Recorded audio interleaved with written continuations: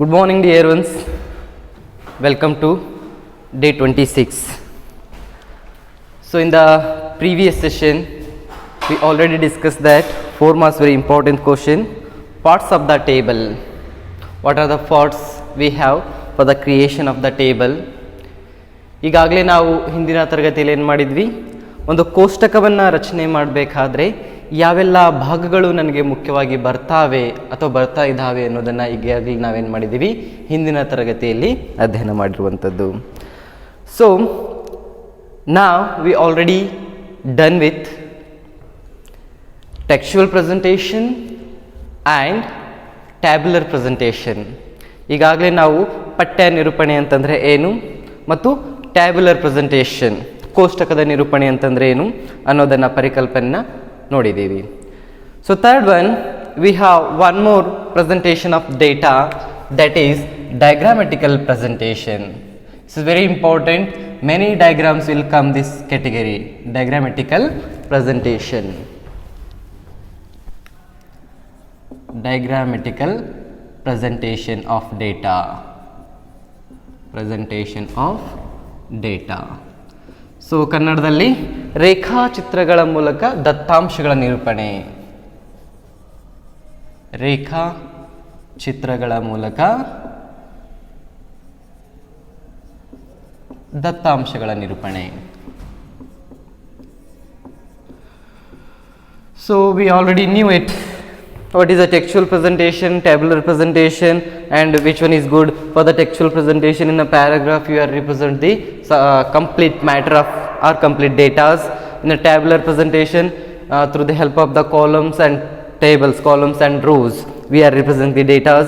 ಅಡ್ಡಸಾಲು ಮತ್ತು ಕಂಬಸಾಲುಗಳಲ್ಲಿ ನಾವೇನಾದರೂ ದತ್ತಾಂಶಗಳ ನಿರೂಪಣೆ ಮಾಡ್ತಾ ಇದ್ದರೆ ಅದನ್ನು ನಾವೀಗಾಗಲೇ ನೋಡಿದ್ದೀವಿ ಕೋಷ್ಟಕದ ನಿರೂಪಣೆಯಲ್ಲಿ, ಮತ್ತು ಯಾವುದೇ ಇನ್ನೊಂದು ಪಠ್ಯ ನಿರೂಪಣೆಯಲ್ಲಿ ನೋಡಿದ್ದೀವಿ. ಒಂದು ಪ್ಯಾರಾಗ್ರಾಫಲ್ಲಿ ಆ ದತ್ತಾಂಶಗಳನ್ನು ನಾವೇನು ಮಾಡ್ತಾ ಇದ್ದೀವಿ, ಹಿಡಿದೆತ್ಕೊಳ್ತಾ ಇದ್ದೀವಿ. So third one is a diagrammatical presentation of data. The diagrammatical presentation of data is the quickest method to understanding the actual situation of the data. Quickest method of understanding the data or categories of data. So ರೇಖಾಚಿತ್ರಗಳ ನಿರೂಪಣೆ ಎಂಬುವಂಥದ್ದು ಒಂದು ತುಂಬ ವೇಗವಾಗಿ ಅರ್ಥ ಮಾಡಿಕೊಳ್ಳಲು ಸಹಾಯಕವಾಗುವಂತಹ ಒಂದು ವಿಧಾನ.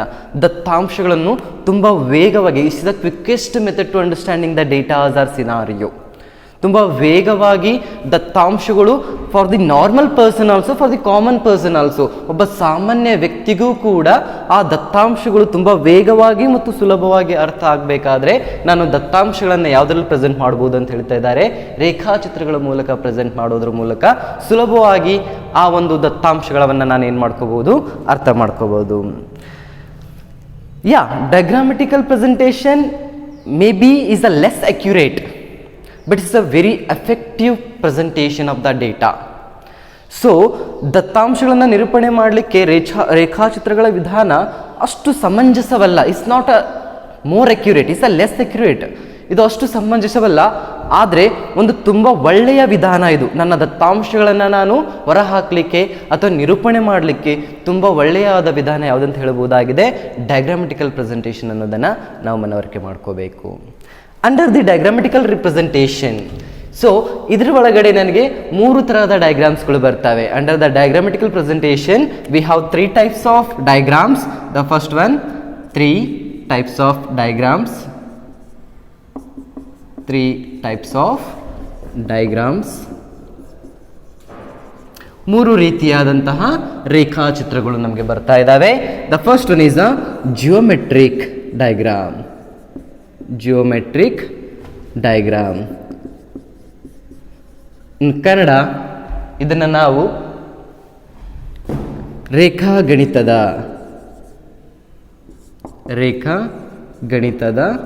ಅಥವಾ ಜ್ಯಾಮಿತಿಯ ರೇಖಾಚಿತ್ರ, ಜ್ಯಾಮಿತಿಯ ರೇಖಾಚಿತ್ರ ಅಥವಾ ರೇಖಾಗಣಿತದ ರೇಖಾಚಿತ್ರ. Second one is a frequency diagram. Frequency diagram. ಆವೃತ್ತಿಯ ರೇಖಾಚಿತ್ರಗಳು, ಆವೃತ್ತಿಯ ರೇಖಾ ಚಿತ್ರಗಳು. 2 marks, very important question. If they ask for the what are the three types of the diagrams we have, first one is a geometric diagram, second one is a frequency diagram, third one is a arithmetic line diagram. Arithmetic line diagram. ಅಂಕಗಣಿತದ ರೇಖಾಚಿತ್ರ. ಅಂಕಗಣಿತದ ರೇಖಾಚಿತ್ರಗಳು. 3 ವಿಧವಾದಂತಹ ರೇಖಾಚಿತ್ರಗಳು ಯಾವಂತ ನಮಗೆ ಕೇಳುವಂಥ ಸಂದರ್ಭದಲ್ಲಿ 2 ಅಂಕದ ಪ್ರಶ್ನೆ. ರೇಖಾಗಣಿತದ ಅಥವಾ ಜ್ಯಾಮಿತೀಯ ರೇಖಾಚಿತ್ರ, ಎರಡನೇದಾಗಿ ಆವೃತ್ತಿಯ ರೇಖಾಚಿತ್ರಗಳು, ಮೂರನೇದಾಗಿ ಅಂಕಗಣಿತದ ರೇಖಾಚಿತ್ರಗಳು. So 3 types of data, 3 types of the diagrams are geometric diagram, frequency diagram, last one is a arithmetic line diagram. So today's class we will discuss that. First one is what is the meaning of geometric diagram? Under the geometric diagram, what are the types of diagrams we have? So under the geometric diagram we have the 2 types of diagrams. One is a bar diagrams, one is a pie charts. ನಮಗೆ ರೇಖಾಗಣಿತದ ಅಥವಾ ಜ್ಯಾಮಿತೀಯ ರೇಖಾಚಿತ್ರದಲ್ಲಿ 2 ರೀತಿಯಾದಂತಹ ರೇಖಾಚಿತ್ರಗಳು ಬರ್ತವೆ. ಒಂದು ಸ್ತಂಭ ರೇಖಾಚಿತ್ರಗಳು, ಎರಡನೇದಾಗಿ ಪೈ ನಕ್ಷೆ ಅಂತ ಹೇಳಿ. ಇವತ್ತಿನ ತರಗತಿಯಲ್ಲಿ ನಾವು ನೋಡೋಣ what is the meaning of bar diagrams. Under the bar diagrams again we have the 3 types of bar diagrams. One is a simple bar diagram, second one is a component bar diagram, and third one is a multiple bar diagram. So ನನಗೆ ಈ ಒಂದು ಸ್ತಂಭ ರೇಖಾಚಿತ್ರದಲ್ಲಿ 3 ರೀತಿಯಾದಂತಹ ಸ್ತಂಭ ರೇಖಾಚಿತ್ರಗಳು ಬರ್ತವೆ. ಸರಳ ಸ್ತಂಭ ರೇಖಾಚಿತ್ರ, ಬಹುಸ್ತಂಭ ರೇಖಾಚಿತ್ರ, ಸಂಘಟಕ ಸ್ತಂಭ ರೇಖಾಚಿತ್ರ ಅಂತ ಹೇಳಿ. ಹಾಗಿದ್ರೆ ಒಂದೊಂದಾಗಿ ನೋಡೋಣ. What is the meaning of bar diagram also, what is the meaning of take a screenshot this one or a note also. Okay, so first we have to discuss now under the geometric diagram only we have the 2 types of diagrams. First one is a geometric diagrams. ಇವತ್ತೇನು ಮಾಡೋಣ, complete ಆಗಿ geometric diagrams ಬಗ್ಗೆ ನಾವು ಇವತ್ತು ಏನು ಮಾಡುವಂಥದ್ದು, ಅಧ್ಯಯನ ಮಾಡುವಂಥದ್ದು. First one is a geometric diagrams. Keep in your mind, under the geometric diagrams only we have the 2 types of diagrams. First one is a bar diagrams.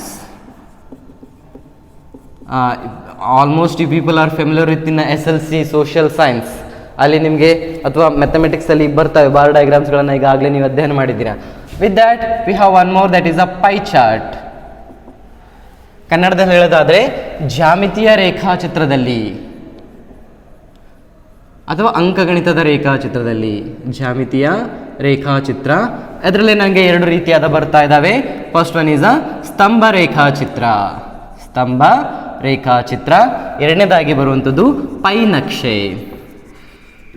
Pi ನಕ್ಷೆ. So first, what is the meaning of bar diagram? Bar diagram is nothing but we are representing data in a equispaced and equiwidth of the each class.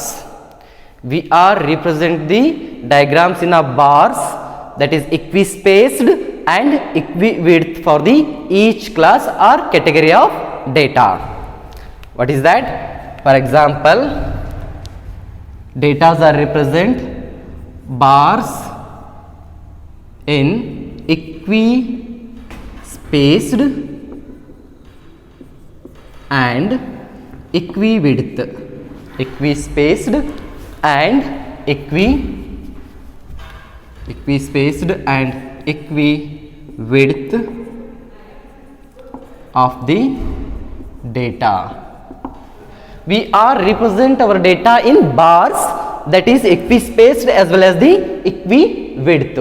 ನಾವು ಇಲ್ಲಿ ದತ್ತಾಂಶಗಳನ್ನು ಏನು ಮಾಡ್ತಾ ಇದ್ದೀವಿ, ಸ್ತಂಭಗಳಲ್ಲಿ ಏನು ಮಾಡ್ತಾ ಇದ್ದೀವಿ, ನಿರೂಪಣೆ ಮಾಡ್ತಾ ಇದ್ದೀವಿ. ಆ ಸ್ತಂಭಗಳು ಸಮಾನವಾದ ಅಗಲ ಮತ್ತು ಸಮಾನವಾದ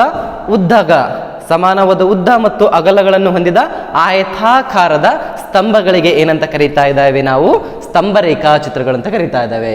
ಏನಂತ ಬರೀಬಹುದಾಗಿದೆ ಡೆಫಿನಿಷನ್ ಬಾರ್ ಡಯಾಗ್ರಾಮ್ ಅಂತಂದ್ರೆ ಸಮಾನವಾದ ಉದ್ದ ಮತ್ತು ಅಗಲವಾದ ಆಯತಾಕಾರದ ಸಮಾನವಾದ ಉದ್ದ ಮತ್ತು ಅಗಲವಾದ ಆಯತಾಕಾರದ ಸ್ತಂಭಗಳಿಗೆ ಏನಂತ ಕರೆಯಬಹುದಾಗಿದೆ ನಾನು? ಸ್ತಂಭ ರೇಖಾಚಿತ್ರ. It should be the equi spaced as well as the equi width. Okay, so ಅಲ್ಲಿರುವಂತಹ ಬಾರ್ಗಳು ಏನಾಗಿರ್ಬೇಕು? ಇಕ್ವಿ ಸ್ಪೇಸ್ಡ್ ಆಗಿರಬೇಕು as well as equi width ಆಗಿ ರೆಕ್ಟ್ಯಾಂಗುಲರ್ ಆಫ್ ದಿ ಬಾರ್ಸ್. ಇಲ್ಲಿ ಬರ್ಕೊಂಡಿರ್ಬೇಕಿದೆ ರೆಕ್ಟ್ಯಾಂಗುಲರ್ ಬಾರ್ಸ್, ಆಯತಾಕಾರದ rectangular of bars in equi spaced and equi width of the data is called as ever bar diagrams. So ಸಮಾನವಾದ ಉದ್ದ ಮತ್ತು ಅಗಲವಾದ ಆಯತಾಕಾರದ ಸ್ತಂಭಗಳಿಗೆ ನಾವೇನಂತ ಕರೀತಾ ಇದ್ದೀವಿ? ಸ್ತಂಭ ರೇಖಾಚಿತ್ರಗಳು ಅಂತ ಹೇಳಿ ಕರೀತಾ ಇದ್ದೀವಿ. So under this bar diagram again we have 3 types of bar diagrams. First one is a simple bar diagram. Simple bar diagram. ಇಲ್ಲಿ ಮತ್ತೆ ನಮಗೆ 3 ವಿಧಗಳು ಬರ್ತಾ ಇದ್ದಾವೆ. So first one is a simple bar diagram, second one is a multiple bar diagram,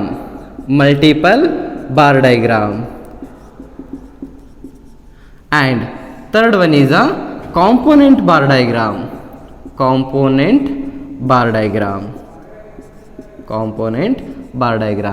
ನನಗೆ ಸ್ತಂಭ ರೇಖಾಚಿತ್ರದಲ್ಲೇ 3 ವಿಧಾನಗಳು ಬರ್ತಾ ಇದ್ದಾವೆ.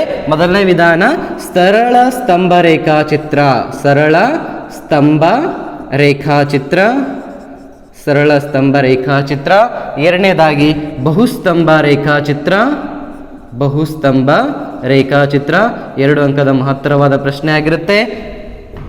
ಸಂಘಟಕ ರೇಖಾಚಿತ್ರ, ಸಂಘಟಕ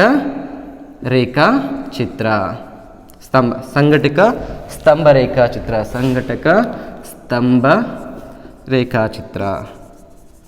So just take a screenshot of or note down. Okay, so what are the 3 types of diagrams? Geometrical diagram, frequency diagram as well as the arithmetic line diagram. 3 ವಿಧದ ರೇಖಾಚಿತ್ರಗಳು ಯಾವಂತ ಕೇಳಿದಾಗ ನನಗೆ ಒಂದು ಜ್ಯಾಮಿತೀಯ ರೇಖಾಚಿತ್ರಗಳು, ಆವೃತ್ತಿಯ ರೇಖಾಚಿತ್ರಗಳು, ಮೂರನೇದಾಗಿ ಅಂಕಗಣಿತೀಯ ರೇಖಾಚಿತ್ರಗಳು ಅಂತ ಹೇಳಿ ನಾವು ಬರೀಬೇಕಾಗುತ್ತೆ 2 ಅಂಕದ ಪ್ರಶ್ನೆಗೆ. If under the geometrical diagram again we have the 2 types of diagrams. One is a bar diagrams, one is a pie charts. Bar diagrams is nothing but in a rectangular equispaced and equiwidth. Okay, so we are representing datas is called as a bar diagrams. ಸಮಾನವಾದ ಉದ್ದ ಮತ್ತು ಅಗಲಗಳಲ್ಲಿ ಆಯತಾಕಾರದ ಸ್ತಂಭಗಳಿಗೆ ನಾವೇನಂತ ಕರೀತಾ ಇದ್ದೀವಿ? ಸ್ತಂಭ ರೇಖಾಚಿತ್ರ ಅಂತ ಕರೀತಾ ಇದ್ದೀವಿ. But under that bar diagram only we have again 3 types.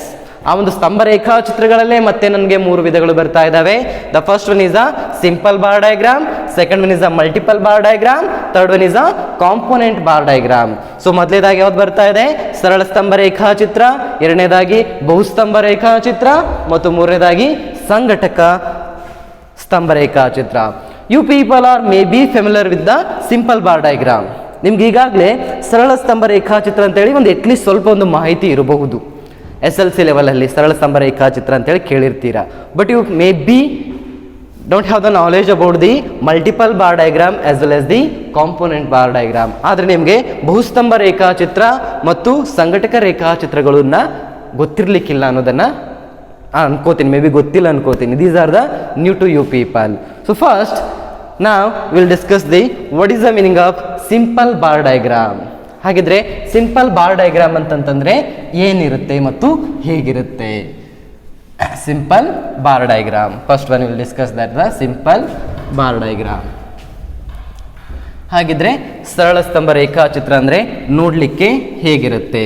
So here every bar is a representing a magnitude of the data. ಪ್ರತಿಯೊಂದು ಸ್ತಂಭವು ದತ್ತಾಂಶಗಳನ್ನು ಏನು ಮಾಡ್ತಾ ಇರುತ್ತೆ? ಅಳತೆ ಮಾಡ್ತಾ ಇರುತ್ತೆ. The height of the every bar is a representing the magnitude of the data. So ಆ ಒಂದು ಸ್ತಂಭಕ್ಕಿರುವಂಥ ಎತ್ತರವು ದತ್ತಾಂಶಗಳ ಪ್ರಮಾಣವನ್ನು ಏನು ಮಾಡ್ತಾ ಇರುತ್ತೆ? ಅದು ಹೇಳ್ಕೊಡ್ತಾ ಇರುತ್ತೆ. For example, so these are the bars. So all 3 bars is different here. So height of the bar will be the representing the magnitude of the data. So ಈ ಸ್ತಂಭಗಳಿಗಿರುವಂಥ ಎತ್ತರವು ಆ ದತ್ತಾಂಶಗಳ ಪ್ರಮಾಣವನ್ನು ಹೇಳ್ತಾ ಇರುತ್ತೆ. So may be it will B 60, it will be the 80, it will be the 40. So it will B representing the magnitude of the data. ಅದೇನು ಮಾಡ್ತಾ ಇರುತ್ತೆ, ಅದರ ಒಂದು ಎತ್ತರ ಏನು ಮಾಡ್ತಾ ಇರುತ್ತೆ, ನಮಗೆ ಪ್ರಮಾಣವನ್ನು ಹೇಳ್ಕೊಡ್ತಾ ಇದೆ ಅನ್ನೋದನ್ನು ನಾವೇನು ಮಾಡ್ಕೋಬೇಕು, ಮನವರಿಕೆ ಮಾಡ್ಕೋಬೇಕು. The first one is we discuss that simple bar diagram. First one is a simple bar diagram. Simple bar diagram. Okay, ಸರಳ ಸ್ತಂಭ ರೇಖಾಚಿತ್ರ ಹೇಗಿರುತ್ತೆ ನೋಡಲಿಕ್ಕೆ? ಸರಳ ಸ್ತಂಭ ರೇಖಾಚಿತ್ರ. Here we are representing our datas in a rectangular of equispaced and equi-width.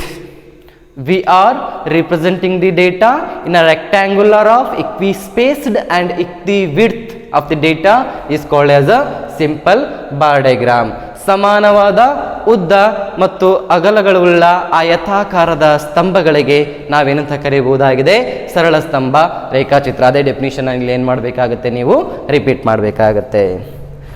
So what is the example for the your simple bar diagram? ಹಾಗಿದ್ರೆ ಸರಳ ಸ್ತಂಭ ರೇಖಾಚಿತ್ರಕ್ಕೆ ಯಾವುದನ್ನ ಉದಾಹರಣೆಯಾಗಿ ತಗೋಬಹುದು? For example, in your NCERT textbook they took example of different states and their literacy rate. ನಿಮ್ಮ NCERT text ಬುಕ್ಕಲ್ಲಿ ಏನು ಮಾಡಿದ್ದಾರೆ ಅವರು, ಬೇರೆ ಬೇರೆ ರಾಜ್ಯಗಳ ಸಾಕ್ಷರತಾ ದರವನ್ನು ಏನು ಮಾಡಿದ್ದಾರೆ ಅವರು ತಗೊಂಡಿದ್ದಾರೆ. So one side OX axis will be the showing the different state and OY axis will be the represent the percentage of the literacy rate. So ಅದನ್ನೇ ನಾನು ಇಲ್ಲಿ ಸಿಂಪಲ್ ಆಗಿ ಒಂದು 4-5 ಸ್ಟೇಟ್ಗಳನ್ನು ತಗೊಂಡು ನಿಮಗೆ ರಿಪ್ರೆಸೆಂಟ್ ಮಾಡುವಂಥದ್ದು. ಫಾರ್ ಎಕ್ಸಾಂಪಲ್, ಡಿಟೇಲ್ ಆಗಿ ಹೇಳೋದಿಲ್ಲ, ಆ ಟೇಬಲ್ ಅಥವಾ NCERT ಟೆಕ್ಸ್ಟ್ ಬುಕ್ಕಲ್ಲಿ ಹೋಗಿ ನೋಡಿದ ತಕ್ಷಣ ನಿಮ್ಗೆ ಗೊತ್ತಾಗುತ್ತೆ ಯಾವ ರೀತಿಯವರು ಎಕ್ಸಾಂಪಲ್ಗಳನ್ನು ತಗೊಂಡಿದ್ದಾರೆ. This side percentage of literacy rate, percentage of literacy rate. ಇಲ್ಲಿ ಏನು ಮಾಡಿದ್ದಾರೆ ಇವರು, ಶೇಕಡಾವಾರು ಪ್ರಮಾಣ, ಸಾಕ್ಷರತಾ ದರದ ಶೇಕಡಾವಾರು ಪ್ರಮಾಣ, ಸಾಕ್ಷರತಾ ದರದ ಶೇಕಡಾವಾರು ಪ್ರಮಾಣ. ಇಲ್ಲಿ ಏನು ಮಾಡಿದ್ದಾರೆ, ಡಿಫ್ರೆಂಟ್ ಸ್ಟೇಟ್ ರೈಟ್, ವಿವಿಧ ರಾಜ್ಯಗಳು. In India V have the different state, Maharashtra, Kerala, Andhra Pradesh, ಪಶ್ಚಿಮ Bangala, Orissa, Bihar. These are the different states we have. So totally before we have the 28 states, but after that 371 when we remove that, so one more state will be the added, that is Jammu and Kashmir, right? So that is Jammu and Kashmir is also considered as the so that is also is the one more new states for the in Indian history. So ಅದಾದ ನಾವು 371ನೇ ವಿಧಿಯನ್ನು remove ಮಾಡಿದ ಮೇಲೆ ಅಥವಾ ಅದನ್ನು introduce ಮಾಡಿದ ಮೇಲೆ ನಾವೇನು ಮಾಡಿದ್ವಿ, ಹೊಸ ಒಂದು ರಾಜ್ಯವನ್ನು ಕಟ್ಟಲ್ಪಟ್ಟಿವಿ. ಅದು ಲಡಾಖ್ ಮತ್ತು ಜಮ್ಮು ಆ್ಯಂಡ್ ಕಾಶ್ಮೀರಗಳಲ್ಲಿ ನೋಡಿದಾಗ ಅವುಗಳನ್ನು ನಾವು ದ್ವೀಪಗಳಂತಲೂ ಕೂಡ ಕರಿತಾ ಇದ್ವಿ ಮೊದಲು. ಬಟ್ ಅದ್ರ ಜೊತೆಗೆ ಇವಾಗ ಏನು ಮಾಡಿದ್ವಿ, ನಾವು ರಾಜ್ಯಾಡಳಿತ ಪ್ರದೇಶಗಳ ಒಂದು ಪರ್ಮಿಷನನ್ನು ಕೊಟ್ಟಾಗ 29 ಸ್ಟೇಟ್ಗಳನ್ನು ನಾವೇನು ಮಾಡ್ತಾ ಇದ್ವಿ, ನೋಡ್ತಾ ಇದ್ವಿ. That is the general knowledge. Again OX and OY. So how they are representing the data in equispaced and equi-width. So one side percentage 10, 20, 30, 40, 50, 60, 70, 80, 90 and 100. So highest literacy rate is in Kerala. ಅತಿ ಹೆಚ್ಚು ಸಾಕ್ಷರತಾ ದರವಿರುವಂತಹ ರಾಜ್ಯ ಯಾವುದಪ್ಪ ಅಂತಂದರೆ ಕೇರಳ ಅಂತೇಳಿ ನಮ್ಗೆ ಈಗಾಗಲೇ ಗೊತ್ತಿದೆ. 96% they have the literacy rate. ಎಷ್ಟಿದೆ ಲಿಟ್ರಸಿ ರೇಟಲ್ಲಿ? 96%. ಅಂದರೆ 100ರಲ್ಲಿ 96 ವಿದ್ಯಾರ್ಥಿಗಳಲ್ಲಿ ಶಿಕ್ಷಣವನ್ನು ಪಡ್ಕೋತಾ ಇದ್ದಾರೆ, ಕೇವಲ 4 ವಿದ್ಯಾರ್ಥಿಗಳು ಶಿಕ್ಷಣದಿಂದ ವಂಚಿತರಾಗಿದ್ದಾರೆ. But when comes to the Karnataka, our literacy rate will be 82%. Overall India literacy rate is 76%. ಇಂಡಿಯಾದಲ್ಲಿ ಓವರಾಲ್ ಎವರೇಜನ್ನು ತೆಗೆದಾಗ 76% ನಾವು ಸಾಕ್ಷರತಾ ದರವನ್ನು ಹೊಂದಿದ್ದೇವೆ. ಸೊ ನಾವು I will go for the 2-3 States here. First one is Karnataka. KA is a representing. So ours will be the 82%. It will be the here, right? Equispaced and equi-width. ಸಮಾನವಾದ ಉದ್ದ ಮತ್ತು ಅಗಲಗಳನ್ನು ಹೊಂದಿರುವಂಥದ್ದು. So 82% of Karnataka. Next one I will take Bihar. The least literacy rate will be the linked rate. Maybe it will be the 52%. 52%. That is Bihar, BI. Next one I'll take the Maharashtra. Maharashtra will be the 86%. ತಗೊಳ್ಳೋಣ Maharashtra. So this is 90, 86 will become here. 86%. Next one is we have the Kerala is the 96%, highest literacy rate. 96%. Like this, we are representing our data in which? In a bars. That is rectangular bars. So ನಾವು ಆಯತಾಕಾರದ ಸ್ತಂಭಗಳಲ್ಲಿ ಸಮಾನವಾದ ಉದ್ದ ಮತ್ತು ಅಗಲಗಳನ್ನು ಇಟ್ಕೊಂಡು ಏನು ಮಾಡ್ತಾ ಇದ್ದೀವಿ, ದತ್ತಾಂಶಗಳನ್ನು ನಾನು ಏನು ಮಾಡ್ತಾ ಇದ್ದೀನಿ, ಇಲ್ಲಿ ನಿರೂಪಣೆ ಮಾಡ್ತಾ ಇದ್ದೀನಿ. ಯಾವುದೋ ಕಾಮನ್ ಪರ್ಸನ್ ನೋಡಿದ ತಕ್ಷಣ ಗೊತ್ತಾಗುತ್ತೆ. Okay, Karnataka, Bihar, Maharashtra MH and last one is KE, Kerala. Okay, so ನಾನು ನಿಮಗೆ ಕೇಳ್ತೀನಿ which state have the highest literacy rate. ಅವಾಗೆ ಯಾವುದು ದೊಡ್ಡದಿದೆ ಇದರಲ್ಲಿ bar, obviously 96 is the highest literacy rate, Kerala ಅಂತೇಳಿ ನಿಮ್ಗೆ ಏನಾಗುವಂಥದ್ದು ಈಸಿಯಾಗಿ ಗೊತ್ತಾಗುತ್ತೆ. That's why I take it may be less accurate but it's a more effective representation of the data. ಇದು ಅಷ್ಟು ಕರೆಕ್ಟ್ ಆಗಿರುವಂತಹ ಒಂದು ನಿರೂಪಣೆ ಅಲ್ಲ, ಬಟ್ ಏನಾಗಿರುವಂಥದ್ದು ತುಂಬ ವೇಗವಾಗಿ ನಮಗೆ ಅರ್ಥ ಮಾಡ್ಕೊಳ್ಳಿಕ್ಕೆ, ಸುಲಭವಾಗಿ ಅರ್ಥ ಮಾಡ್ಕೊಳ್ಳಿಕ್ಕೆ ಇರುವಂಥ ಒಂದು ವಿಧಾನ ಯಾವುದಾಗಿರುತ್ತೆ, ಡಯಾಗ್ರಾಮ್ಸ್ಗಳ ರಿಪ್ರೆಸೆಂಟೇಷನ್ ಆಗಿರ್ಬೋದು, ರೇಖಾಚಿತ್ರಗಳ ನಿರೂಪಣೆ. ಇದರ ಲೀಸ್ಟ್ ಯಾವುದಂತ ಕೇಳ್ತೀನಿ, which one is the least literacy rate here is so obviously Bihar has the least ಅಂತ ಹೇಳಿ ನಾನು ಹೇಳುವಂಥದ್ದು. What is the percentage of Karnataka ಅಂತ ಕೇಳ್ತೀನಿ. So what is the percentage of the Karnataka of the literacy rate, that is 82 ಅಂತ ಹೇಳಿ ಈಸಿಯಾಗಿ ನೀವೇನು ಮಾಡ್ಬೋದು, ಐಡೆಂಟಿಫೈ ಮಾಡ್ಬೋದು. ಇನ್ನು each bar we are represent the datas here, like different state ಅಂತ ಬಂದಬಹುದು, ಇಲ್ಲಿ ತಗೊಳ್ಬಹುದಾಗಿದೆ. And what is the population of India, what is the population of rural, what is the population of urban and total population of India.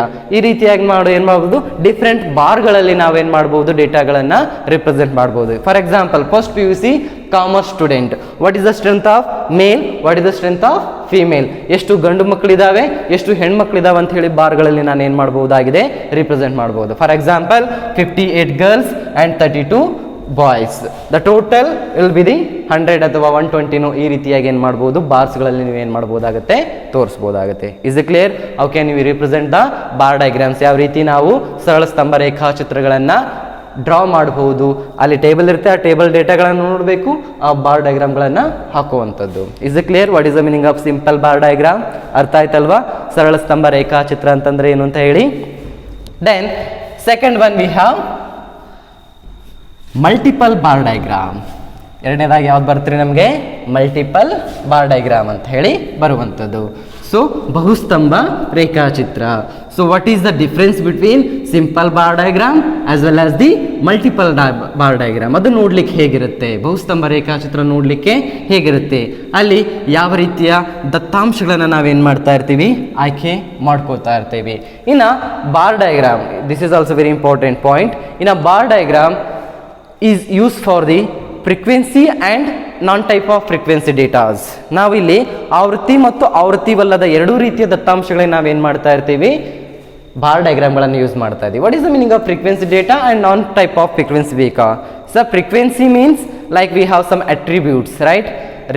Religion, colour, gender, these all are comes under the frequency data. Non-frequency type of data like income, expenditure, export, import, sales, these are comes under the non-expenditure or non-frequency data. So ಸ್ತಂಭ ರೇಖಾಚಿತ್ರಗಳಲ್ಲಿ ಸರಳ ಸ್ತಂಭ ರೇಖಾಚಿತ್ರವು ಆವೃತ್ತಿ ಮತ್ತು ಆವೃತ್ತಿವಲ್ಲದ ಎರಡೂ ರೀತಿಯ ದತ್ತಾಂಶಗಳಿಗೆ ಏನಾಗುತ್ತೆ, ತುಂಬ ಕನ್ವಿನಿಯೆಂಟ್ ಇರುವಂಥದ್ದು ಅಥವಾ ತುಂಬ ಸಹಾಯಕವಾಗಿರುವಂಥದ್ದು. ಅದು ಕೂಡ ನೀವೇನು ಮಾಡ್ಕೋಬೇಕು, ನೆನ್ಪಿಟ್ಕೋಬೇಕು. The bar diagrams is convenient for both the frequency type of data as well non frequency type of data. It is useful for the both type of data. Then second one we have under the geometric diagram only, that is called multiple bar diagram. Multiple bar diagram. So ಎರಡನೇದಾಗಿ ಬರುವಂಥ ವಿಧಾನ ಯಾವುದ್ರಿ ನಮ್ಗೆ ಇವಾಗ, ಬಹುಸ್ತಂಭ ರೇಖಾಚಿತ್ರ. ಬಹುಸ್ತಂಭ ರೇಖಾಚಿತ್ರ. So what is the meaning of multiple bar diagrams? Here we are comparing or taking at least two types of datas. ಇಲ್ಲಿ ನಾವೇನು ಮಾಡ್ತಾ ಇದೀವಿ, ಬಹು ಅಥವಾ ನಿರ್ದಿಷ್ಟವಾಗಿ ಹೇಳಲಿಕ್ಕಾಗೋದಿಲ್ಲ, ಕನಿಷ್ಠ ಪಕ್ಷ 2 ರೀತಿಯಾದಂತಹ ದತ್ತಾಂಶಗಳನ್ನು ಏನು ಮಾಡ್ತಾ ಇರ್ತೀವಿ, ಇಲ್ಲಿ ನಾವು ತೆಗೆದುಕೊಳ್ತಾ ಇರ್ತೀವಿ. And this is very easy to comparing the relations with the 2 types of datas. Again, 2 categories of datas. ಬಹುಸ್ತಂಭ ರೇಖಾಚಿತ್ರ ಯಾಕೆ ನಮಗೆ ಯೂಸ್ ಆಗುತ್ತೆ ಅಂತಂದ್ರೆ ಆ 2 ರೀತಿಯಾದಂತಹ ದತ್ತಾಂಶಗಳ ಮಧ್ಯೆ ಯಾವ ರೀತಿಯ ಸಂಬಂಧ ಇದೆ ಅಂತ ಹೇಳಿ ಅರ್ಥ ಮಾಡ್ಕೊಳ್ಳಿಕ್ಕೂ ನನಗೆ ಈ ದತ್ತಾಂಶ ಏನಾಗುವಂಥದ್ದು ತುಂಬಾ ಸಹಾಯಕವಾಗುವಂಥದ್ದು. So the datas are very helps to understand relationship with the 2 datas among the relationship, and it will also explain that 2 types of datas here, or it comprise the 2 types of datas or 2 categories of datas. 2 ರೀತಿಯಾದಂತಹ ದತ್ತಾಂಶಗಳನ್ನು ಏನು ಮಾಡ್ತಾ ಇರ್ತದೆ, ತೆಗೆದುಕೊಳ್ತಾ ಇರುತ್ತೆ. ತೆಗೆದುಕೊಂಡು ಅವುಗಳ ಇರುವಂತಹ ಸಂಬಂಧವನ್ನು ಏನು ಮಾಡುವಂಥದ್ದು, ಇದು ಹೇಳ್ಕೊಡುವಂಥದ್ದು. It comprise the 2 types of datas. Comprises the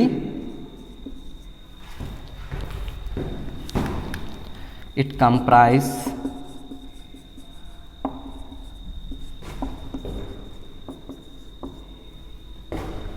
2 categories of datas. 2 categories of datas are 2 parts of the datas. 2 ರೀತಿಯಾದಂತಹ ದತ್ತಾಂಶಗಳನ್ನು ತೆಗೆದುಕೊಂಡು ಏನು ಮಾಡ್ತಾ ಇರುತ್ತೆ, ಇದು ಅಧ್ಯಯನ ಮಾಡ್ತಾ ಇರುತ್ತೆ. So what is the example for the multiple bar diagram?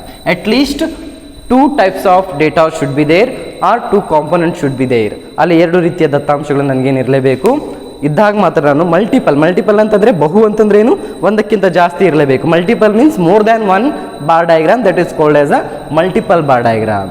Then only it consider as a multiple bar diagram. For example, multiple bar diagram ಹೇಗಿರುತ್ತೆ ನೋಡಲಿಕ್ಕೆ, 0x and 0y. Here, 1 minute. Under the multiple bar diagram, at least we have to take a 2 types of datas. For example, ಇಲ್ಲಿ ನಾನು ಡೇಟಾಸ್ಗಳನ್ನು ಇವತ್ತು ತಗೊಳ್ತೀನಿ. Population of India, ಭಾರತದಲ್ಲಿರುವಂತಹ ಜನಸಂಖ್ಯೆ with different years various years, ಬೇರೆ ಬೇರೆ ಒಂದು ಅವಧಿಯಲ್ಲಿ ಭಾರತದ ಜನಸಂಖ್ಯೆ ಎಷ್ಟಿತ್ತು. For example, in 2001 the India population is for example 100 crore. ಎಷ್ಟು ತಗೊಳ್ಳೋಣ, 1 ಕೋಟಿ. Under that what is the percentage of male and what is the percentage of female, ಅದರಲ್ಲಿ ಗಂಡು ಎಷ್ಟು ಮತ್ತು ಹೆಣ್ಣು ಎಷ್ಟು ಅಂತ ಹೇಳಿ ತಗೊಳ್ಳುವಂಥದ್ದು. Is it clear? For example, male is a 60 crore, female is a 40 crore. Just ಎಕ್ಸಾಂಪಲ್ಗಳನ್ನು ತೆಗೆದುಕೊಳ್ತಾ ಇದ್ದೀನಿ ನಾನು. ಇನ್ನು 2011 the Indian population is a 121 crore. ಇದರಲ್ಲಿ ಎಷ್ಟು ಬರ್ತಾ ಇದೆ? ಫಾರ್ ಎಕ್ಸಾಂಪಲ್ 80 crore ತಗೊಳ್ಳೋಣ. ಉಳಿದಂತಹ 41 crore ಯಾರಿರ್ಬೋದು? ಫಿಮೇಲ್ ಇರ್ಬೋದು. ಇನ್ನು 2000 ಇನ್ನು 20 ಆಗಿಲ್ಲ, 21ನಲ್ಲಿ ನಮಗೆ ನಡೆಯುವಂಥದ್ದು 140 ಕೋಟಿ ಇದೆ ಅಂತ ಅಂದ್ಕೊಳ್ಳೋಣ. 140 ಕೋಟಿಯಲ್ಲಿ 90 ಕೋಟಿ ಯಾರಿದ್ದಾರೆ?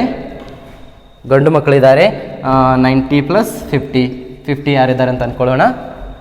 ಹೆಣ್ಣು ಇದ್ದಾರಂತೆ. So here we take a 2 types of datas. 2 ರೀತಿಯಾದಂಥ ಕಾಂಪೊನೆಂಟ್ಸ್ಗಳನ್ನ ನಾವು ತೆಗೆದುಕೊಂಡಿರುವಂಥದ್ದು, 2 ರೀತಿಯ ದತ್ತಾಂಶಗಳನ್ನು ತೆಗೆದುಕೊಂಡಿರುವಂಥದ್ದು. ನಾವು I can represent here is a multiple bar diagram. For example, population in India. So ಇಲ್ಲಿ ನಾನೇನು ತಗೋತೀನಿ? ಪಾಪ್ಯುಲೇಷನ್ ಆಫ್ ಇಂಡಿಯಾ ತಗೊಳ್ಕೊಂಡಿದ್ದು, ಭಾರತದಲ್ಲಿರುವಂಥ ಜನಸಂಖ್ಯೆ ಎಷ್ಟಿತ್ತು. ಕೆಳಗಡೆ ಏನು ತಗೊಳ್ಳುವಂಥದ್ದು? ಡಿಫ್ರೆಂಟ್ ಇಯರ್ಸ್, ಬೇರೆ ಬೇರೆ ವರ್ಷಗಳಲ್ಲಿ. For example, first one I have is the 2001, second I have the 2011, third one we have the 2021. So 3 ಅವಧಿಯಲ್ಲಿ ಭಾರತದ ಜನಸಂಖ್ಯೆ ಎಷ್ಟಿತ್ತು ಅಂತ ಹೇಳಿ ನಾವೇನು ಮಾಡುವಂಥದ್ದು, ಅರ್ಥ ಮಾಡ್ಕೊಳ್ಳುವಂಥದ್ದು. ಫಾರ್ ಎಕ್ಸಾಂಪಲ್, ಇಲ್ಲಿ ನಾವು ಬರಿತಾ ಹೋಗೋಣ. ಹೈಯೆಸ್ಟ್ ಪರ್ಸೆಂಟೇಜ್ ಇರುವಂಥ ಡೇಟಾಗಳೆಷ್ಟು? 10 ಇದೆ, 50 ಇದೆ, 90 ಇದೆ. ಸೊ 10 crore, 20 crore, ಅಥವಾ 20ಇಂದನೇ ಹೋಗೋಣ, ಡಿಫ್ರೆನ್ಸನ್ನು 20 ಇಟ್ಕೊಳ್ಳೋಣ. 20, 40, 60 crore, 80 crore, 10ಇಂದನೇ ತಗೊಳ್ಳುವಂಥದ್ದು is better. Okay, 10, 20, 30, 40, 50, 60, 80 and 90 is the highest. So now in the 2001, what is the population of male in India? Okay, ಗಂಡು ಮಕ್ಕಳು ಎಷ್ಟಿದ್ದಾರೆ? ಪುರುಷರ ಸಂಖ್ಯೆ ಎಷ್ಟಿದೆ? 60 crore we have, right? 60 crore we have. Multiple diagram there is no space with the space ಇಲ್ದೇನೆ ಇನ್ನೊಂದು ಏನು ಮಾಡುವಂಥದ್ದು ನಾನು ಡಯಾಗ್ರಾಮ್ ಅನ್ನು ಹಾಕೊಳ್ಳುವಂಥದ್ದು. What is the percentage of female in that year? The 40 crore. So with help of this diagram only we held this is the 60 crore, this is the 40 crore. These are called as a multiple bar diagram. It is a comprising or comparing two types of data, male also as well as the female also in a 2001. As the same in a 2011, 2011 ಏನಾಯಿತು? What is the percentage? 80% of the male are there. 80. So it will be the here, right? 80. What is the percentage of the female there? 41%. Here the 40. So just little bit high. 41. So this is the 80. Here is the 41. In a 2021, the percentage of will be the 90. The male percentage will be the 90. But female will be the 50%. Right? So this is 90, 50. Simultaneously, both the variables we are representing here. Male is the one variable, female is the one variable. ಇಲ್ಲಿ ನನಗೆ ಗಂಡು ಅನ್ನೋದು ಒಂದು ಚಲಕ ಆದರೆ ಹೆಣ್ಣು ಅನ್ನೋದು ಒಂದು ಚಲಕ ಆಗಿರುತ್ತೆ. ಎರಡೂ ಚಲಕಗಳನ್ನು ಒಂದೇ ಒಂದು ಬೇರೆ ಬೇರೆ ಡಯಾಗ್ರಾಮ್ಗಳ ಮೂಲಕ ಮಾಡೋದಕ್ಕಿಂತ ಒಂದೇ ಒಂದು ಚಿತ್ರದಲ್ಲಿ ಏನು ಮಾಡುವಂಥದ್ದು, ಆ ಎರಡು ವೇರಿಯೇಬಲ್ಗಳನ್ನು ನಾನು ಕಂಪೇರ್ ಮಾಡುವಂಥದ್ದು. ನೋಡಿದ ತಕ್ಷಣ ಗೊತ್ತಾಗುತ್ತೆ. ಇನ್ನು 2020 the highest population in India is the male or female ಅಂತ ಕೇಳಿದಾಗ ದ ಮೇಲ್ ಅಂತ ಹೇಳುವಂಥದ್ದು. ಲೋವೆಸ್ಟ್ ಪಾಪ್ಯುಲೇಷನ್ ಇನ್ ಇಂಡಿಯಾ 2001, ಅದರಲ್ಲಿ ಮಹಿಳೆಯರ ಸಂಖ್ಯೆ ಎಷ್ಟಿದೆ? ನನಗೆ 40 ಕೋಟಿ ಇರುವಂಥದ್ದು. So in this way with the more than one bar diagram, ಒಂದಕ್ಕಿಂತ ಜಾಸ್ತಿ ಸ್ತಂಭಗಳನ್ನ ತೆಗೆದುಕೊಂಡು ನಾನು ದತ್ತಾಂಶಗಳನ್ನು ರಿಪ್ರೆಸೆಂಟ್ ಮಾಡ್ತಾ ಇದ್ದೀನಿ, ನಿರೂಪಣೆ ಮಾಡ್ತಾ ಇದ್ದೀನಿ ಅಂತಂದರೆ ಅದು ಯಾವುದಾಗಿರುತ್ತೆ? ಮಲ್ಟಿಪಲ್ ಬಾರ್ ಡಯಾಗ್ರಾಮ್ ಅಥವಾ ಬಹುಸ್ತಂಭ ರೇಖಾಚಿತ್ರ. ಇದೇ ರೀತಿ ನಾನು ತಗೋಬಹುದು. In the 2001, 100 crore, what is the population in rural area? What is the population in urban area? So 2001ರಲ್ಲಿ 100 ಕೋಟಿ ಜನಸಂಖ್ಯೆ ಇತ್ತು. ಅಲ್ಲಿ ನನಗೆ ನಗರ ಪ್ರದೇಶದಲ್ಲಿ ಎಷ್ಟಿದ್ರು ಮತ್ತು ಗ್ರಾಮೀಣ ಪ್ರದೇಶದಲ್ಲಿ ಎಷ್ಟಿದ್ರು. Then I will take this is considered as a rural, urban, rural, urban, rural, urban. So ಇಲ್ಲಿ ನೀವು ಸೈಡಲ್ಲಿ ಬರಿಬೇಕಾಗುತ್ತೆ. ಒಂದು ಕಾಣೆ ಹಾಕೊಂಡು ದ ಫಸ್ಟ್ ಇದೆ ಫಿಲ್ ದ ಕಲರ್ಸ್, ಬೇರೆ ಬೇರೆ ಬಣ್ಣಗಳನ್ನು ಯೂಸ್ ಮಾಡ್ಕೊಂಡು ನೀವೇನು ಮಾಡಬಹುದಾಗಿದೆ? ರಿಪ್ರೆಸೆಂಟ್. ಫಾರ್ ಎಕ್ಸಾಂಪಲ್ ಮೇಲನ್ನು ಈ ರೀತಿ ನಾನು ತೋರಿಸ್ಕೊಡ್ತೀನಿ, ಫೀಮೇಲನ್ನು ಹಾಗೆ ಬಿಡ್ತೀನಿ. So this is consider as a male, this is consider as a female. ಈ ಥರ ಬಾರ್ ಬಂದಿದ್ರೆ ಈಸಿಯಾಗಿ ನಾನು ಐಡೆಂಟಿಫೈ ಮಾಡ್ಬೋದು ಅದು ಯಾವುದಾಗಿರುತ್ತೆ, ಮೇಲ್ ಆಗಿರುತ್ತೆ ಅನ್ನೋದನ್ನು ಅರ್ಥ ಮಾಡ್ಕೋಬೇಕು. ಹಂಗೆ ನಾನು ಬಿಟ್ಟಿದ್ನಂತಂದರೆ ಅದು ಫೀಮೇಲ್ ಆಗಿ, ಅಂದರೆ ಇದು ನಮ್ಮ ಐಡೆಂಟಿಫಿಕೇಷನ್ಗೋಸ್ಕರ. ನೋಡಿದ ತಕ್ಷಣ ಗೊತ್ತಾಗ್ಲಿಕ್ಕೆ ನಾವೇನು ಮಾಡುವಂಥದ್ದು ಸೈಡಲ್ಲಿ ಬರಿಬೇಕಾಗುತ್ತೆ. ಮೇಲನ್ನು ಯಾವ ರೀತಿ ಇಂಡಿಕೇಟ್ ಮಾಡ್ತಾ ಇದ್ದೀನಿ ಮತ್ತು ಆ್ಯಸ್ ವೆಲ್ ಆಸ್ ಫೀಮೇಲನ್ನು ನಾನು ಯಾವ ರೀತಿ ಇಂಡಿಕೇಟ್ ಮಾಡ್ತಾ ಇದ್ದೀನಿ. ಈ ರೀತಿಯಾಗಿ ನಾವೇನು ಮಾಡ್ಬೋದಾಗಿದೆ? ಮಲ್ಟಿಪಲ್ ಬಾರ್ ಡಯಾಗ್ರಾಮನ್ನು ಕೂಡ ಏನು ಮಾಡ್ಬೋದಾಗಿದೆ? ರಿಪ್ರೆಸೆಂಟ್ ಮಾಡಿರುವಂಥದ್ದು. Is a clear? What is the meaning of multiple bar diagram? ಅರ್ಥ ಆಯ್ತಲ್ಲ? ಬಹುಸ್ತಂಭ ರೇಖಾಚಿತ್ರ ಅಂತಂದ್ರೆ ಏನು? After this one we have the third one. Take a screenshot of this one or note down. Okay, ನಿಮಗೆ ಈಸಿಯಾಗಿ ಅರ್ಥ ಆಗಲಿಕ್ಕೆ ಹೆಲ್ಪ್ ಆಗುವಂಥದ್ದು. ಸೊ ಇದಾದಮೇಲೆ ನನಗೆ ಮೂರನೇದಾಗಿ ಬರುವಂಥದ್ದು ಯಾವ್ದು ಬರ್ತಾ ಇದೆ? ನನಗೆ component bar diagram. This is again very important for the annual examination purpose. So annual ಎಕ್ಸಾಮಿನೇಷನ್ಗೆ ಮಲ್ಟಿಪಲ್ ಅನ್ನು ತುಂಬ ಸಾರಿ ಕೇಳುವಂಥದ್ದು. ಅದ್ರ ಜೊತೆಗೆ ಏನು ಕೇಳ್ತಾ ಇರ್ತಾರೆ? ಕಾಂಪೊನೆಂಟ್ ಬಾರ್ ಡಯಾಗ್ರಾಮ್ ಅನ್ನು ಕೂಡ ಅತಿ ಹೆಚ್ಚು ಸಾರಿ ಕೇಳಿರುವಂಥದ್ದು. Third one. So third one is a component bar diagram. Component bar diagram.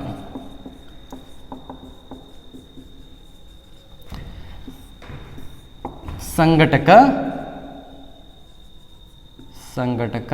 ಸ್ತಂಭ ರೇಖಾಚಿತ್ರ. So here in the component bar diagram, ಸಂಘಟಕ ಸ್ತಂಭ ರೇಖಾಚಿತ್ರದಲ್ಲಿ in a one bar diagram only we are divide the categories of the datas. In a single bar diagram only, in a single bar only we are divide the variables or we are divide the categories of data. That is called component bar diagram. It means two parts will be there or three parts will be there.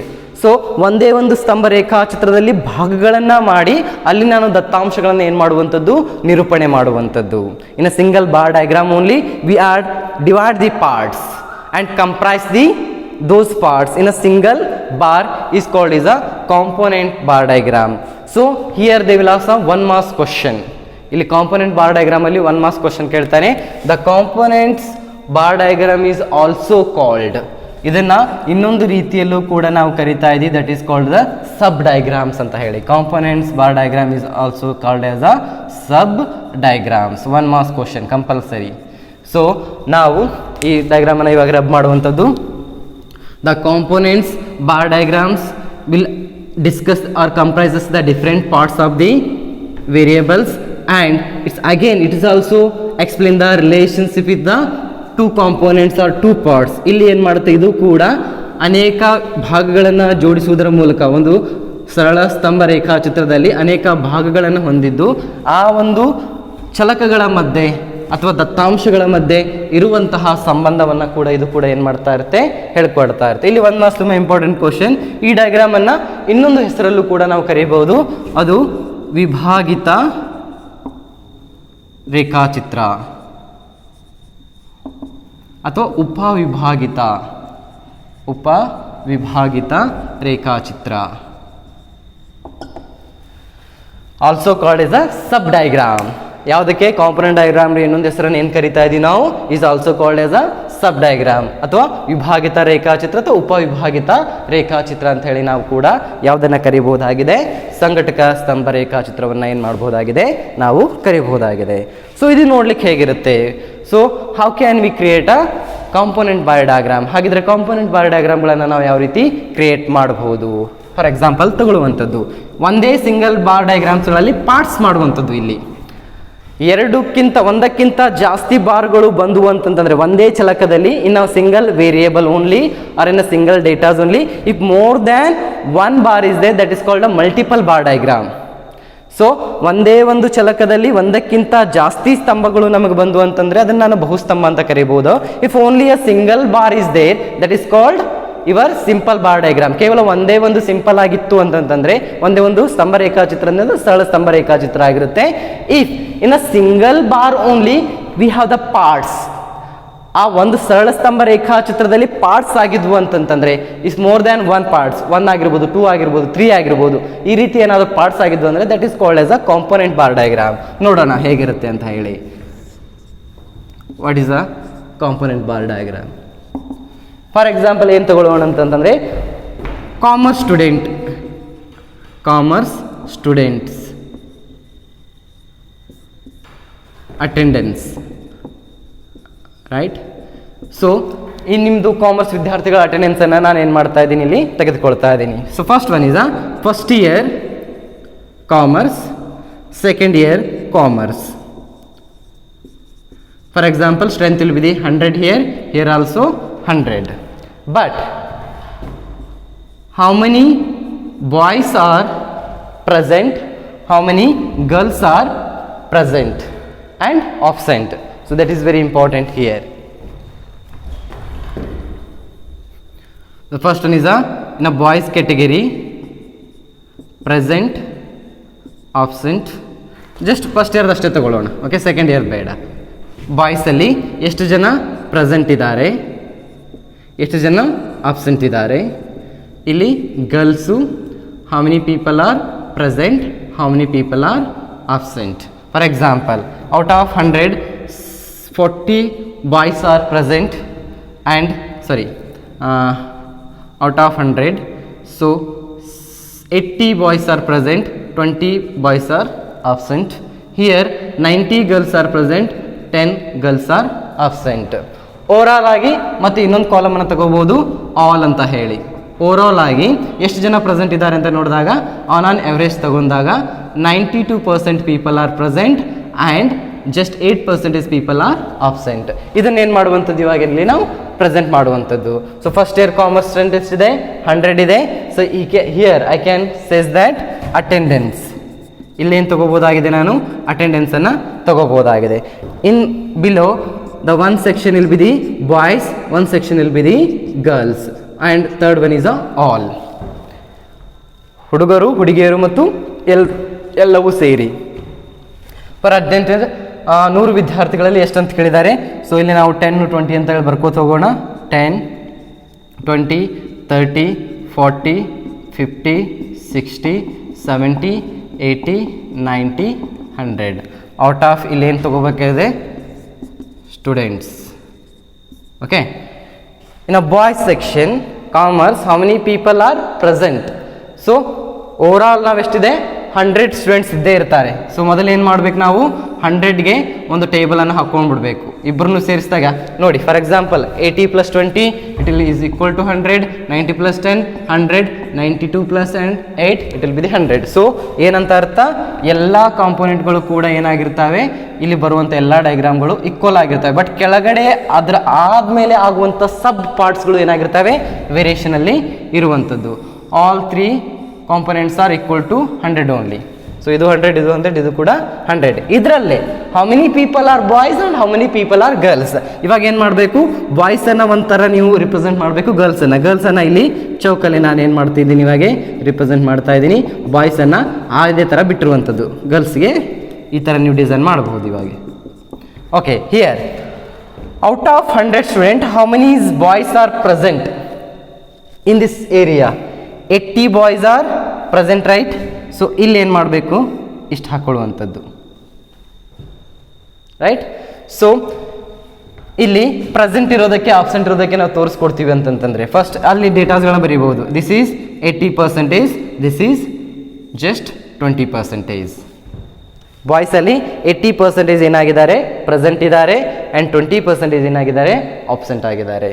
Here also in girls also how many, 90% of the girls are present, only 10% girls are absent.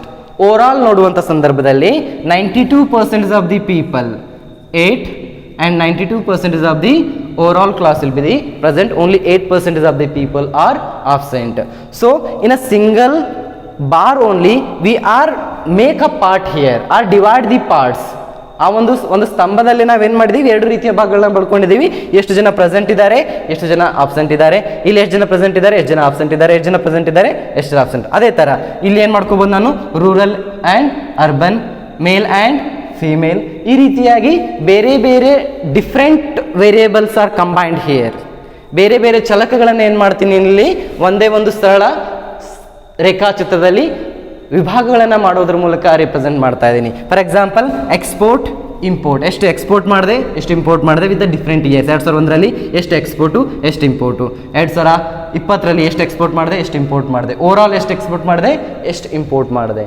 So these kind male and female, different sections, different. For example economics, in economics only part ಎಷ್ಟು score ಮಾಡಿದ್ದೀನಿ, part 2 ಎಷ್ಟು score ಮಾಡಿದ್ದೀನಿ. ಅಕೌಂಟೆನ್ಸಿಲಿ part 1 ಎಷ್ಟು score ಮಾಡಿದ್ದೀನಿ, part 2 ಎಷ್ಟು score ಮಾಡಿದ್ದೀನಿ. ಈ ರೀತಿಯಾಗಿ ಎರಡು ವಿವಿಧ ಚಲಕಗಳನ್ನು ತೆಗೆದುಕೊಂಡು ನಾನು ಏನು ಮಾಡುವಂಥದ್ದು.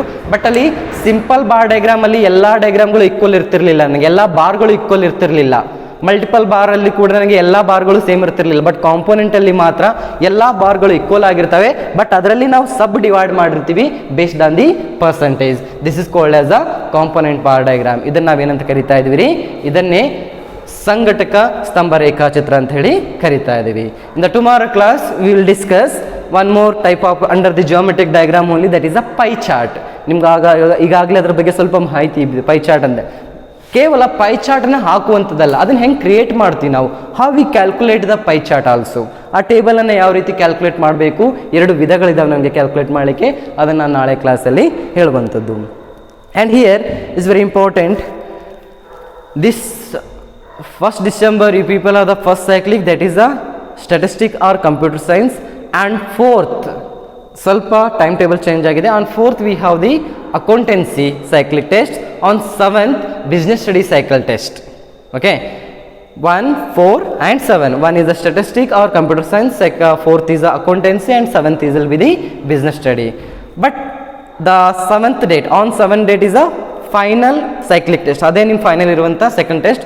There is no economics and some other cyclic test, because on December 14th onwards, December 14th you have your mid term exam.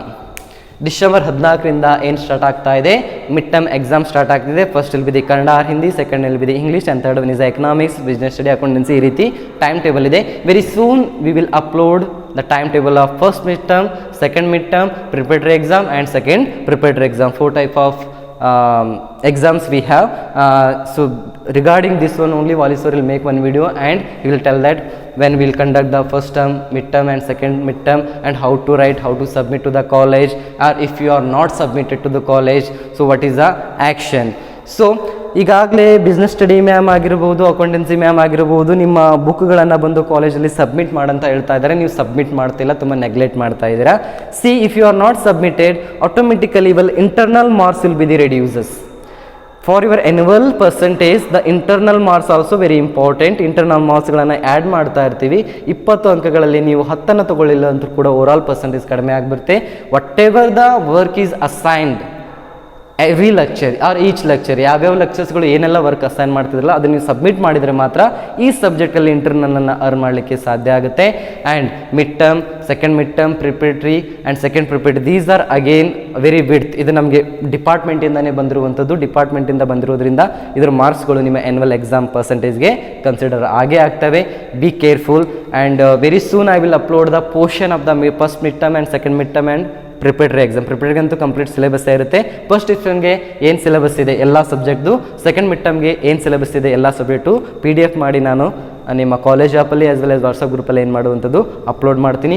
ಆ ಪೋರ್ಷನ್ ನೋಡ್ಕೊಳ್ರಿ, ಅದ್ರ ಪ್ರಕಾರ ಪ್ರಿಪೇರ್ ಆಗಿ. And all the questions will come from question bank only. Question ಬ್ಯಾಂಕಿಂದನೇ ಕ್ವಶನ್ಸನ್ನು ನಾವೇನು ಮಾಡ್ತೀವಿ, derive ಮಾಡ್ತೀವಿ. ಸ್ವಲ್ಪ ಡೇಟಾಸ್ಗಳನ್ನ ಚೇಂಜ್ ಮಾಡುವಂಥದ್ದು, ಡೇಟಾಸ್ಗಳನ್ನ ಚೇಂಜ್ ಮಾಡಿ ಅದನ್ನು ಏನು ಮಾಡ್ತಿರುವಂಥದ್ದು ಕೇಳುವಂಥದ್ದು. ಓಕೆ, ಅದು ಹೇಗೆ ಸಬ್ಮಿಷನ್ ಮಾಡಬೇಕು, ಯಾವಾಗ ಸಬ್ಮಿಷನ್ ಮಾಡಬೇಕು ಅದೆಲ್ಲವೂ ಕೂಡ ವಿಡಿಯೋದಲ್ಲಿ ಅವ್ರು ಆಮೇಲೆ ಹೇಳ್ತಾರೆ. Okay, is it clear? Till then read well. Tomorrow will discuss the pie chart only. Pie chart ಆದಮೇಲೆ ನಮ್ಗೆ ನೆಕ್ಸ್ಟ್ ಬರುವಂಥದ್ದು ಮತ್ತೆ ಫ್ರೀಕ್ವೆನ್ಸಿ ಡಯಾಗ್ರಾಮ್ಸ್ ಬರ್ತವೆ. Under the frequency diagram you have the histogram, ogive and arithmetic line diagram. So if you completed these all 3 diagrams, so here the 4th chapter will be the done. Then 5th chapter will be the measures of central tendency. The my midterm portion will be the first 5 chapters. These 5 chapters I will call for the 100 marks. 100 ಅಂಕಗಳಿಗೆ ಇದನ್ನು ನಾನು ಏನು ಮಾಡುವಂಥದ್ದು cover ಮಾಡ್ತೀನಿ. Possible part B ಯಲ್ಲಿ ಒಂದು chapter ಮುಗೀತು ಅಂತಂದರೆ ಅದನ್ನು ಕೂಡ ಕವರ್ ಮಾಡ್ತೀನಿ, ಇಲ್ಲ ಅಂತಂದರೆ ಕವರ್ ಮಾಡೋದಿಲ್ಲ. Till then read well. Thank you one and all.